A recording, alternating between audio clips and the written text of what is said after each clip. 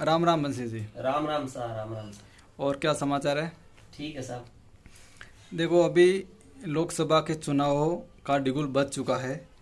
तो एक तरफ तो मौजूद पार्टी बीजेपी है और एक अलायंस कांग्रेस है। तो दूसरी ओर देखा जाए पश्चिमी राजस्थान में बाड़मेर, जैसलमेर, बालोतरा लोकसभा से त्रिकोणीय मुकाबला है। तो इसके बारे में बंसीधर से जानेंगे, इसके बारे में क्या राय है? अच्छी राय है। मेरा ऐसा मानना है इस बार त्रिकोणीय मुकाबला है और तीनों भी मजबूत नेता है। एक बीजेपी से कैलाश जी है, वो भी बहुत मजबूती से है, और प्रधानमंत्री मोदी जी है, और पूरे देश में अपना नाम परचम लहराया हुआ है। और बाकी इसके बारे में इन्हें राय है, रविंदर सिंह ज़्यादा चर्चाओं में, भाटी साहब का जोर शोर से चल रहा है प्रचार। तो मेरी राय ये है कि युवाओं का क्रेज है और सब लोग सब बना चुके हैं कि इस बार रविंदर को थोड़ा मेरे हिसाब से भारी पलड़ा दिख रहा है।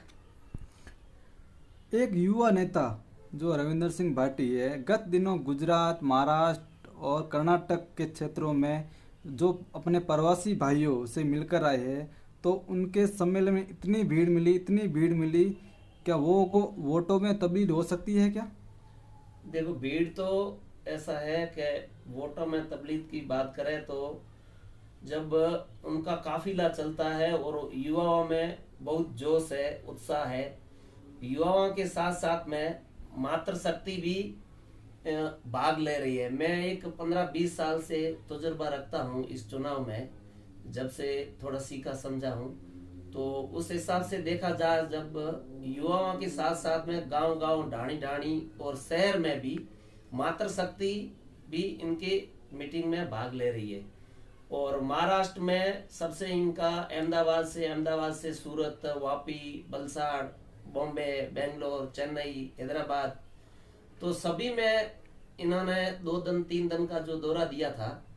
तो बहुत ही उत्साह है और लोगों में, युवाओं में के प्रति इनको बहुत ही एक आंखों में चमक दिख रही है कि युवा सबसे आगे आ रहे हैं तो हमारे लिए कुछ भला करेंगे। तो इस हिसाब से इनका प्रभाव है।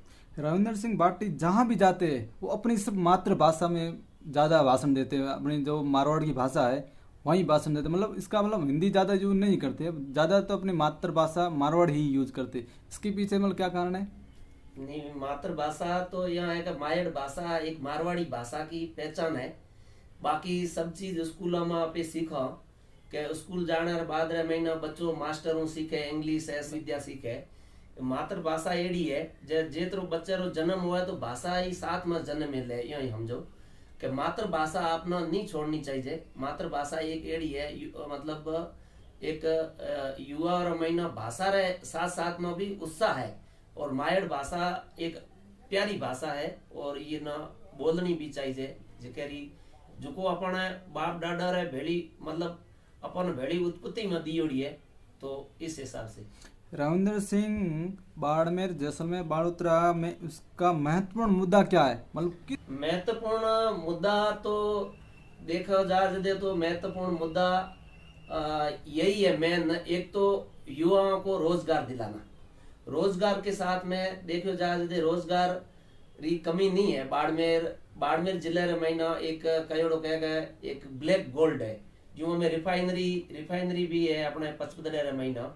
तो रिफाइनरी रे महीना भी युवा वालों अगर जे जिसका साथ होए तो रोजगार दिला सके। और मेन मुद्दो है कि सभा में ज्यादा प्रॉब्लम एक पानी की प्रॉब्लम, और एक सबसे ज्यादा गाँव रे महीना जो जैसलमेर बाड़मेर में है, वो एक बहुत पुरानो मुद्दो है, एक डीएनपी रो, तो डेजर्ट नेशनल पार्क। तो उस हिसाब से सब उधर का कुछ धरातल पे सड़क है, पानी है और बिजली है, टावर है। मेन आज के नेट में ये डाटा है, मोबाइल है, इससे ज्यादा यूज होता है। तो टावर है, ये बहुत जरूरी है एक। तो ये मेन मुद्दा है। मुद्दों के ऊपर चुनाव लड़ रही है तो मेरे हिसाब से अच्छा रहेगा। सब पार्टियों को भी यही प्रयास करना चाहिए। रविंदर सिंह को सबसे ज्यादा कौन पसंद करते हैं? बुजुर्ग, महिला एंड युवा? देखिए, रविंदर सिंह पहले से ही एक जोधपुर यूनिवर्सिटी में निर्दलीय के तौर पर चुनाव लड़े थे और मजबूती से, जब उनका युवाओं का साथ था शुरू से ही, और युवाओं का जब से साथ था तो तब युवा ज्यादा पसंद करने लग गए। इस हिसाब से युवाओं का बहुत क्रेज है और ज्यादा युवाओं के साथ साथ में अपने माता बहनें सबको भरोसा है एक मन में कि ये एक आगे आएगा और हमारी परेशानी सुनेगा, दुख दूर दूर करेगा, एक हमारे बच्चों का भी भविष्य उज्जवल होगा। ओके। रविंदर सिंह ने अपनी एक टीम हर गांव गांव डाणी डाणी तक जा रही है आइडिया करके, वो क्या है? आइडिया एक टीम रविंदर सिंह ने बनाई है, जो उसमें स्कूल में जो बच्चे होशियार है, जो आगे एक पीछे का उनका माता पिता का इतना जो पीछे का बैकग्राउंड इतना मजबूत नहीं है, जो पढ़ा नहीं सकते हैं, आगे नहीं लेके आ सकते हैं, तो उनका एक आइडिया है कि बच्चा जो होशियार है उसको आगे लेके जाए, डॉक्टर, इंजीनियर, चिकित्सक जो भी है उसी लेवल से आगे लेके उनको आगे नौकरी दी जाए। तो उसका एक आइडिया है, अच्छा है, युवाओं के प्रति बहुत अच्छा है। रविंदर सिंह भाटी ने इतनी छोटी सी उम्र में इतनी कामयाबी हासिल कर लेते हैं, उनके इर्द गिर्द में कोई या परिवार में कोई राजनीतिक नहीं है, फिर इर्द गिर्द की राजनीतिक नहीं है मालूम है, लेकिन इसमें क्या है, देखिए, जो युवा एक चेहरा है और अपना किसी पार्टी के ऊपर कटाक्ष नहीं और किसी व्यक्तिगत के ऊपर कटाक्ष नहीं, खुद की जो युवा बेरोजगार का मुद्दा उठा रहा है और आम जन का क्या मुद्दा है, क्या परेशानी है, वो एक उठा के आगे लेके जा रहा है। इसके लिए उसको लोग एक नेता के रूप नहीं प्रति एक प्रतिनिधि जनता के अंदर ये भाव है कि ये अपना मतलब एक सहायक के हिसाब से एक अपना साथ देगा। यदि रविंदर सिंह निर्दलीय जीत हासिल करेंगे तो क्या अपने वो जो मुद्दे की है बात की है चुनाव में, जैसे चिकित्सा है, शिक्षा है, पानी है, ओरण का, डीएनपी का है, जो भी है, तो वो अपने मुद्दों पे खरा उतरेंगे? बिल्कुल खरा उतरेंगे और सबको भरोसा है, पूरा भरोसा ये है कि लोगों के प्रति आज सुबह से वो मीटिंग पे जाते हैं तो रात को 2 बजे 3 बजे तक उनका इंतजार कर रहे हैं।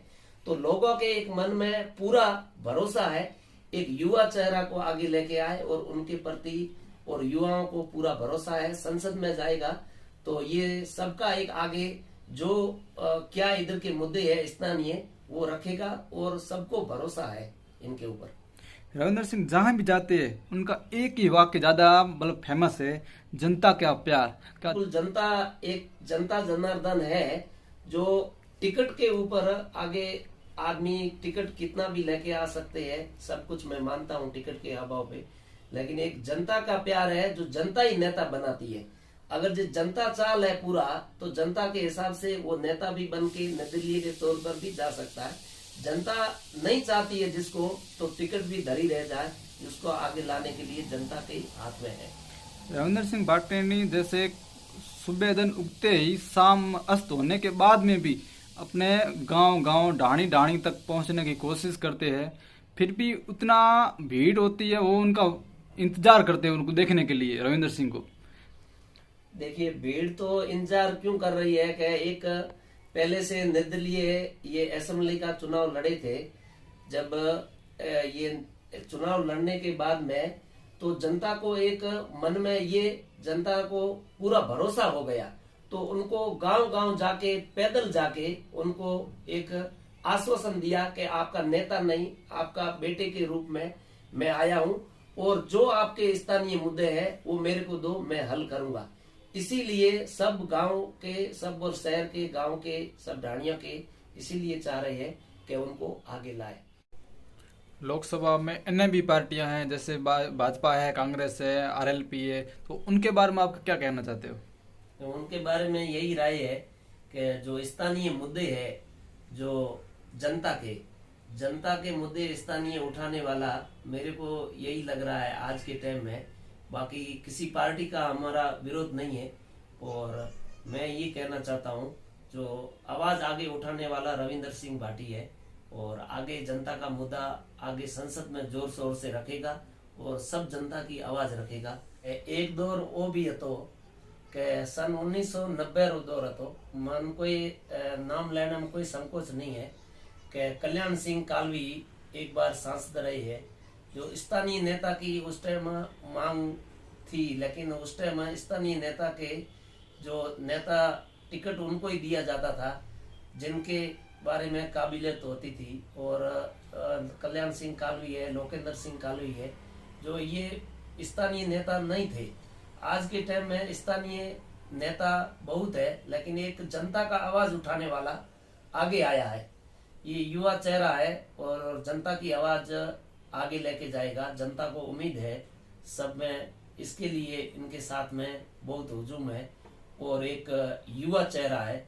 इसीलिए मैं समझता हूँ कि सबको आगे आना चाहिए और आगे आके अपना वोट देना चाहिए, ज्यादा से ज्यादा वोट देना चाहिए।